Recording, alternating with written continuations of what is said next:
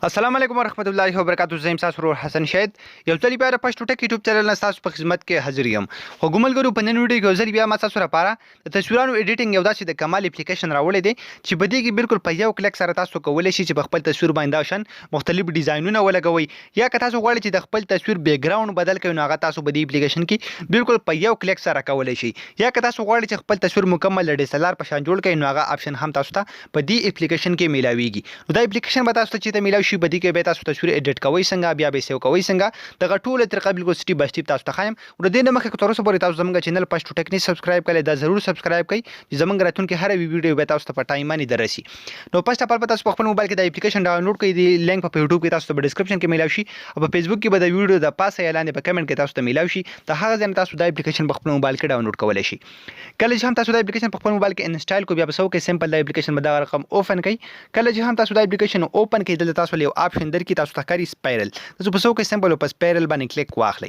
کله چې هم تاسو په دې باندې کلیک کړئ تاسو له ګیلري کیمرا دوه اپشن شو شي. که تاسو په کیمرا باندې ډایرکټ تصویر وستل غواړئ په کیمرا باندې په کلیک کړئ دا سمپل ګیلري نه یو تصویر را واخلم. په ګیلري کې تاسو څومره تصویرونه هغه ټول به تاسو ته شو شي. نو زه به سمپل خپل یو تصویر را واخلم.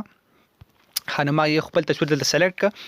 دلته به تاسو سره ټول سیټینګ مکمل اوپن شي، هر یو چیز به تاسو ته شو شي او کوم تصویر چې تاسو هم په خپل تصویر کې لګول غواړئ هغه تاسو سمپل دلته لاندې تاسو ته ټول شو کی تاسو په خپل تصویر باندې لګولای شي. که زه غواړم چې په خپل تصویر باندې زبردست ډیزاین ولګوم هغه ټول اپشن تاسو لاندې درکړي، په کوم یو باندې هم تاسو کلیک کړئ اتوماتیکلی هغه تاسو په تصویر باندې لګي. ورسره نور ډیزاینونه چې کوم دی هغه تاسو له په سټپ بای سټپ داسې په هر یو چیز کې درکړي. که تاسو په لپ باندې کلیک کړئ دلته به دا شان لپ والا زبردست ډیزاینونه تاسو ته شو شي او تاسو په خپل تصویر باندې ډیر زیات په اسانه طریقه باندې اپلای کولای شئ.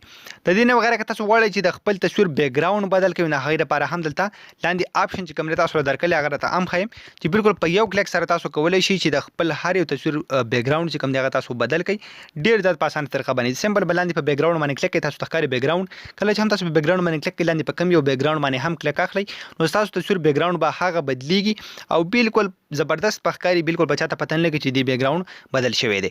یا که تاسو غواړئ چې دا خپل تصویر مکمل DSLR په شان جوړ شي دغه لپاره هم د تاسو اپشن درکړي بلر. کله چې هم تاسو په بلر باندې کلیک کړئ دغه لاین تاسو تر دې ځای نه داسې خپل رائټ طرف ته بوځئ نو څومره تاسو ښکاري زبردست بلر چې کوم دی تاسو په تصویر باندې جوړیږي.